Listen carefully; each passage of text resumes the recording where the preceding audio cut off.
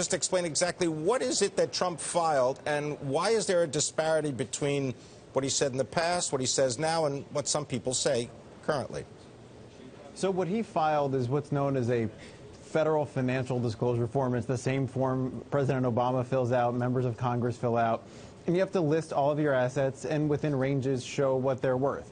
So he's filed that, and what he's told the public so far is a description of that. We'll see the actual form sometime in the next month when the Federal Election Commission puts it out. And so is he worth $10 billion? We might get some sense of that from the form, but as Trump pointed out in his news release yesterday, the top range on that form is over $50 million. So if there's a building that he says is worth $1 billion and it's really $500 million or really $6 billion, he checks the same box. What's he worth? Boy, it's really hard to know. He's had a lot of different claims over a lot of different years. You know, he attributes over $3 billion to the value of his brand. That's a hard thing to value, too. So we'll have some sense, but in another sense, you just have to listen to what he says about what he's worth. All right. Phil Mattingly, we heard from Richard about Donald Trump and what Donald Trump thinks he's worth. What about the other candidates? Well, what we did get in the last 24 hours was a sense of what they all have on hand and what they've been able to raise. Look, everybody likes the money game, one, because it's fun to look at big numbers, but it also gives you a really good sense, particularly early on, of which candidates are actually real when you have this many candidates in the field, 15 already declared, another one likely to join soon.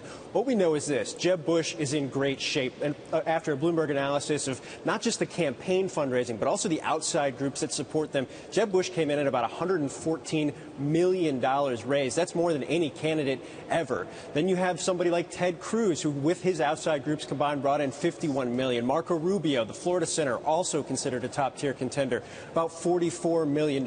Scott Walker, who just announced his campaign because of outside groups, was able to bring in $25 million. Pim, we're talking about money, and look, we went into this campaign knowing that there was going to be a lot of money donated, a lot of money spent. But the money that we're seeing this early on, 15 months ahead of an election, is unprecedented right now, and it means that a lot of these candidates are going to be able to stick around for a long time, even if they don't perform well in those early states. Phil, what about the Democratic candidates? Well, we all knew that Hillary Clinton was going to rake in big cash, and she certainly did, not including outside groups. She was able to bring in $46 million. If you include a super PAC that's supportive of her, right around 65. What's more interesting is Bernie Sanders' numbers. Now, he's the Vermont senator, the declared socialist in this race, who has said absolutely under no grounds will he support a super PAC supporting him. On his own, he raised $15 million, and most of that was from grassroots supporters, a group that largely shied away from Hillary Clinton. So it shows that there's some momentum behind his campaign, particularly on the grassroots front. Other Democrats that are declared: Martin O'Malley raised about $2 million, the former Maryland governor. Lincoln Chafee, not doing so hot on his own right now, the former Rhode Island governor, about $300,000. Obviously, Hillary Clinton leads the way on this, but Bernie Sanders, grassroots momentum, that matters, Pim. I just want to go to you, Richard, because you heard what Phil Mattingly said about the Democrats. Why is it so important for Donald Trump to trump his wealth? Well, that's part of his brand is his wealth, right? So his going around and saying that he's rich and he's incredibly rich, that's part of what has made him successful on television is that persona of being wealthy. And it actually has some concrete value, too. He put in more than $1 million in a loan to his campaign.